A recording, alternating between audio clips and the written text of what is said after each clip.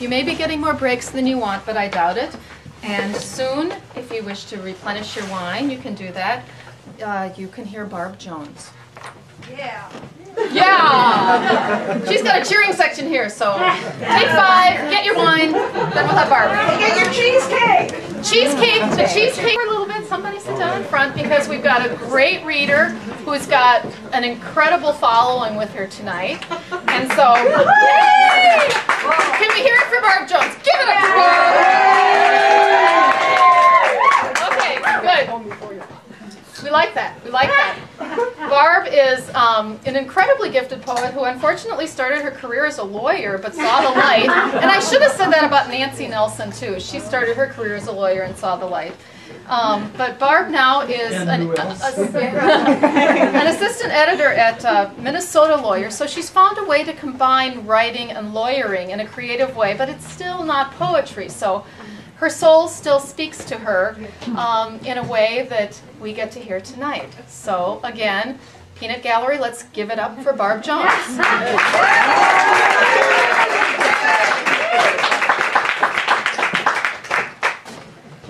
Thank you, Lisa. Thank you, Susan. Thank you all for coming.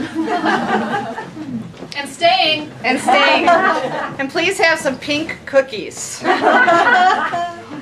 Okay, one thing that happened last winter that you may recall is that a kangaroo was found hopping down the freeway in Wisconsin. So this is Fantasies Winter '05, begins with an epigraph by Robert Bly. You can't go more than 4 or 5 stanzas without a dragon. Red dragon against white snow, roaring like the imagination's furnace. Dragon, flame, desire. Wind, a brown kangaroo hopping along the freeway. Kangaroo, fuzzy, warm pockets. Buttercups appearing in stores, gleaming like a unicorn's horn, mythic golden rescue.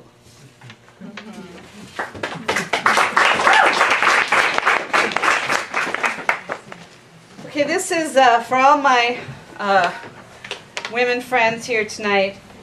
The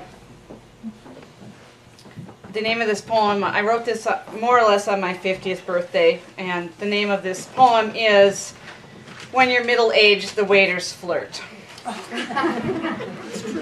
When you're middle-aged, the waiters flirt.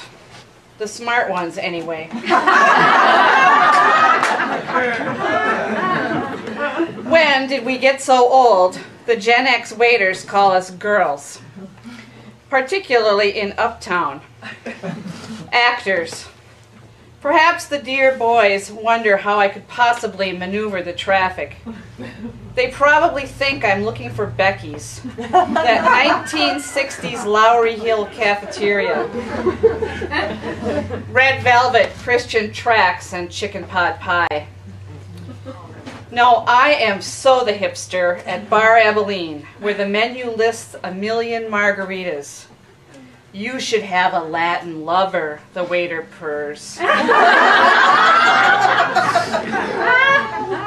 Salsa Blanco, triple sec, fresh squeezed lime juice, passion fruit puree.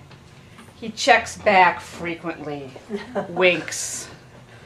Laughing, I can hardly compute a 25% tip.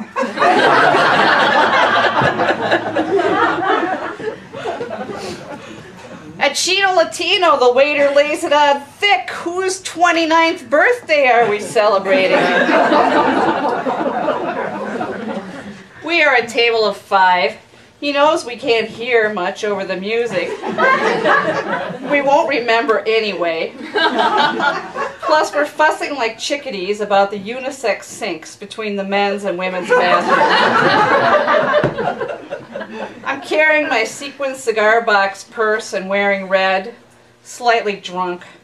The waiter and I discover we're exactly the same age. 31.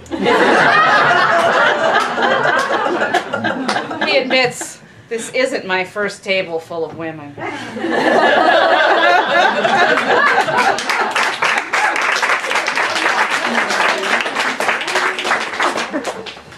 Okay, I have one more poem. It's far be it from me to argue with Lorca about what the color of love is, but this poem is called The Perfect Clarity of Love.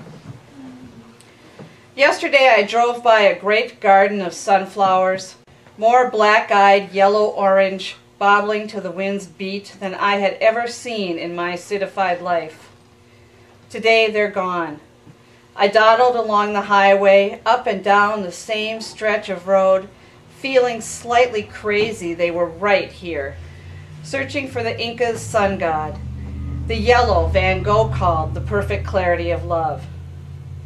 Finally I understood they were gone, harvested overnight for seeds or cut into bouquets to wither in plastic buckets at the grocery store, turning the water a rank patina. Missing those sunflowers felt like the time the church door was locked. The young man trying the door looked at me, shrugged, said no love, and we continued down the sidewalk. We were both fine. It was a wonderful, ordinary day. But today I would love to see those sunflowers one more time. Thanks.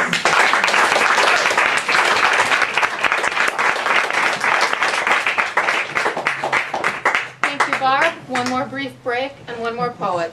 5 minutes. Thank you very much.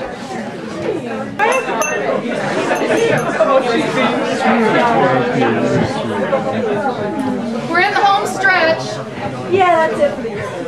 We're in the home stretch, and so as not to abandon you without any more great quotes from Tony Hoagland, there are 2 more lines. They're simply lines that I loved from Donkey Gospel about desire. One is simply, desire drowns in its own destination, which I thought was oh so true.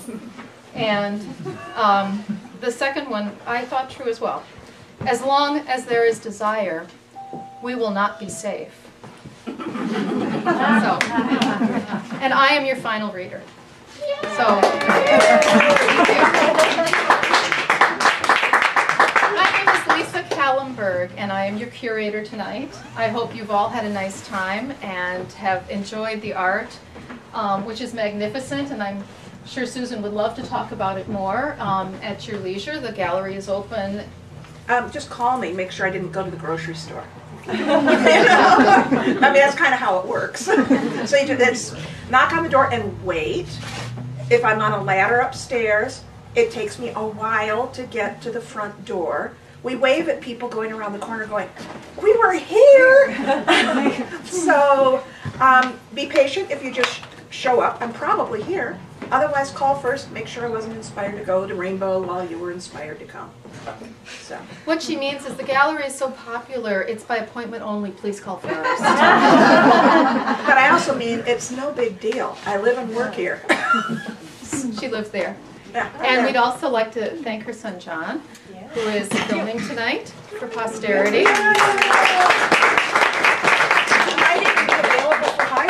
And I understand that he's quite the filmmaker, quite the accomplished filmmaker, so if anyone wishes to talk about the cinematographic aspects of anything, John's available. Thank you. I guess I'm reading about kind of the same things. I don't know how many of you got the invitation, and we had brief biographies, but I've been married for over 25 years to the same man, kind of, and he's not here tonight, so I can read whatever I want. But